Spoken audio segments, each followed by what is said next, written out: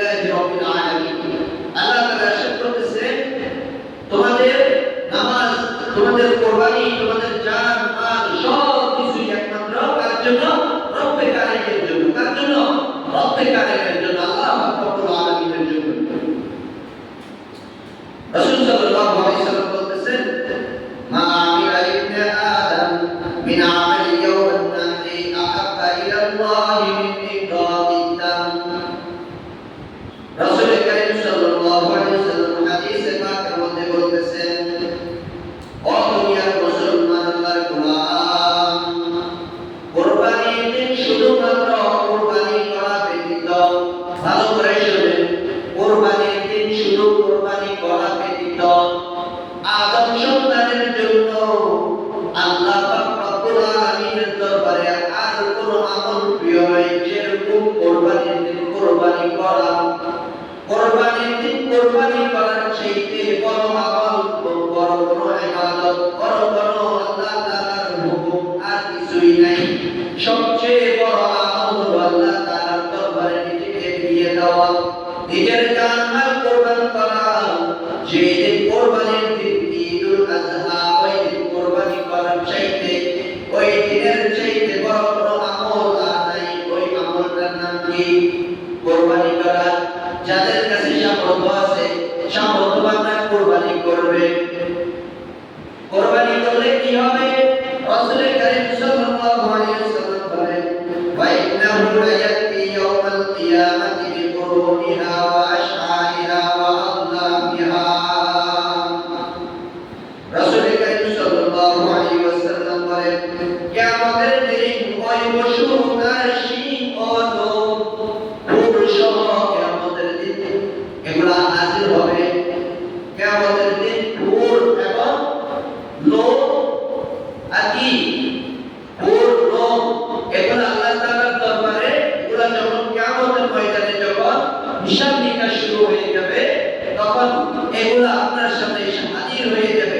আপনি যে কুরবানি দিয়েছেন, এই কুরবানি দেওয়ার কারণে আল্লাহ তাআলা ওই পশুর লোম, শিং এগুলা আল্লাহ তাআলা কি করবে? আপনার সামনে হাজির করবে। হাজির করে এগুলোর উপর সন্তুষ্ট হয়ে আল্লাহ রাব্বুল আলামিন আপনাকে নাজাতের ফয়সালা করে দেবেন। সকলে বলুন সুবহানাল্লাহ। এরপরে আরো ফজিলত আছে, শুধু এটা নয়। এরপরে রাসূল কারীম সাল্লাল্লাহু আলাইহি ওয়াসাল্লাম বলতেছেন ওয়া ইন্নাত তামালা ইয়াকাউ মিনাল্লাহি বিমাকানিন ক্বাবলা আন ইয়াকা মিনাল আরদ। রাসূল কারীম সাল্লাল্লাহু আলাইহি ওয়াসাল্লাম বলেন যখন কোন আল্লাহর গোলাম, আমার উম্মতেরা যখন কুরবানি দিবে আল্লাহর দরবারে, যখন কুরবানি দিবে, কুরবানির পশু জবাই করা দেরি হবে, তার রক্তের ফোঁটা যখন মাটিতে পড়বে, মাটিতে পড়ার আগেই তার কুরবানি আল্লাহ তাআলা কবুল করে নেবেন। সুবহানাল্লাহ, আল্লাহু আকবার। কুরবানির রক্ত মাটিতে পড়ার আগে তার কুরবানি আল্লাহ তাআলা কি করবেন? কবুল করবেন। সুবহানাল্লাহ। এজন্য দুনিয়ার মুসলমান আল্লাহর গোলাম যাদের উপরে কুরবানি ওয়াজিব হয়েছে, সামর্থ্যবানরা অবশ্যই কুরবানি করতে হবে। এরপরে কি আর কুরবানি করে শেষ? রাসূল কারীম সাল্লাল্লাহু আলাইহি ওয়াসাল্লাম বলেন না না না না, আরো ফজিলত আছে, আরো ফজিলত আছে। রাসূল কারীম সাল্লাল্লাহু আলাইহি ওয়াসাল্লাম বলেন, সাহাবায়ে কেরামদেরকে উদ্দেশ্য করে বলেন মা হাদিল আদাহিয়া রাসূলুল্লাহ। সাহাবায়ে কেরাম রাসূলকে প্রশ্ন করে ইয়া রাসূলুল্লাহ, এই কুরবানির তাৎপর্য কি? এটার দ্বারা উদ্দেশ্য কি? কি এমন একটা জিনিস, সেটা তো কিছুই বুঝলাম না। কুরবানি এটা আবার কি জিনিস? রাসূল কারীম সাল্লাল্লাহু আলাইহি ওয়াসাল্লাম সাহাবায়ে কেরামকে জবাব দেয়, কি জবাব দেয় দেখেন, সুন্নাত আবিকুম ইব্রাহিম। রাসূল কারীম সাল্লাল্লাহু আলাইহি ওয়াসাল্লাম সাহাবায়ে কেরামকে জবাব দেয়, ও আমার সাহাবারা, তোমরা যে কুরবানিটা করবা এটা হলো তোমাদের পিতা ইব্রাহিম আলাইহিস সালামের সুন্নাত। এরপরে রাসূল কারীম সাল্লাল্লাহু আলাইহি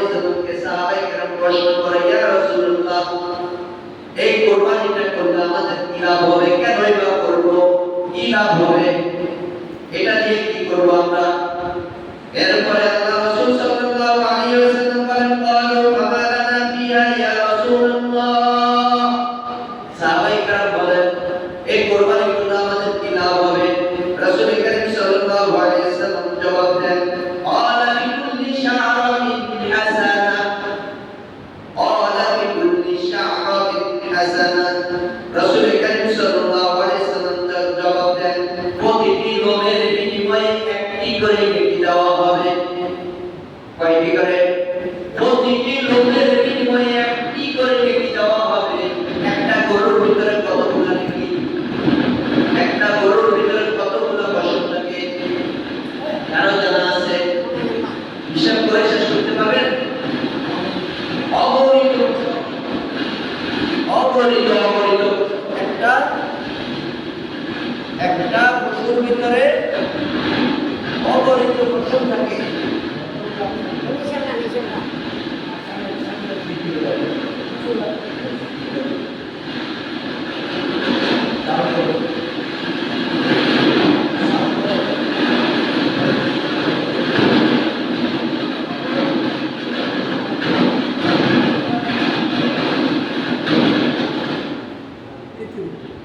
একটা পশুর মধ্যে কতগুলো পশম থাকে? অগণিত অগণিত পশম থাকে। এরপরে রাসূল করিম সাল্লাল্লাহু আলাইহি ওয়াসাল্লাম ডাকিয়া বলেন, ও আমার সাহাবীরা, একটা পশুর ভিতরে কতগুলো লোম থাকে হিসাব করে দেখো। তোমাদের আমলনামার ভিতরে এতগুলো পশমের বিনিময়ে, প্রত্যেকটা পশমের বিনিময়ে আল্লাহ তাআলা একটি করে লিখে দিবেন। এরপরে রাসূল করিম সাল্লাল্লাহু আলাইহি ওয়াসাল্লামকে সাহাবায়ে কেরাম ডাকিয়া বলেন, ইয়া রাসূলুল্লাহ, দুম্বা এবং ভেড়ার বেলায় কি একই নাকি? রাসূল করিম সাল্লাল্লাহু আলাইহি ওয়াসাল্লামকে ডাকিয়া বলেন, ফাসুলু ইয়া রাসূলুল্লাহ, ভেড়া এবং দুম্বার বেলায় কি তাই নাকি? রাসূল করিম সাল্লাল্লাহু আলাইহি ওয়াসাল্লাম জবাব দেয়, ভেড়া, দুম্বা, বকরি যে কোনো পশু কুরবানি দাও না কেন, প্রত্যেকটা পশু ওই পশুর ভিতরে যতগুলো লোম থাকবে প্রত্যেকটা পশুর বিনিময়ে একটি একটি করে নেকি দেওয়া হবে। সুবহানাল্লাহ।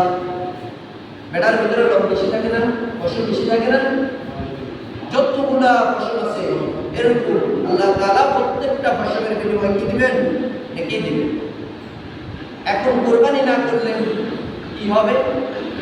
রাসূল করিম সাল্লাল্লাহু আলাইহি ওয়াসাল্লাম দুনিয়ার মুসলমানদেরকে ডাক দিয়ে বলেন, রাসূল করিম সাল্লাল্লাহু আলাইহি ওয়াসাল্লাম হাদিসে পাকে বলতে বলেন, ও দুনিয়ার মুসলমান, মান কানা লাহু সাআতান ওয়া লাম ইউদহি ফালা ইয়াকরাবান্না মুসাল্লানা।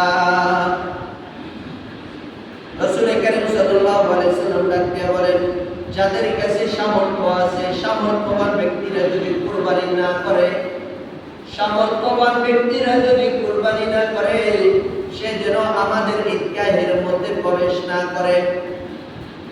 আল্লাহ রাসূল সাল্লাল্লাহু আলাইহি ওয়াসাল্লাম কত বড় ধমকি স্বরূপ এই কথাটা বলেছেন, সে যেন আমাদের ঈদগাহের ভিতরে না আসে। ও আমার সাহাবায়ে, যাদের উপরে কুরবানি ওয়াজিব হয়েছে আমরা সকলে ইনশাআল্লাহ কুরবানি করব।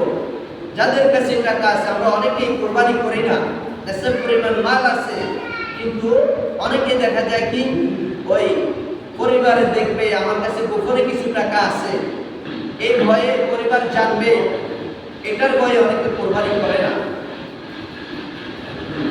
ভাইয়েরা, বাবা মাকে লুকায়িত করে, বাবা মাকে না জানাইয়া তুমি এই টাকাগুলো গোপন রাখছো, তারপরে কুরবানি করতেছো না, আল্লাহ তাআলার দরবারে তুমি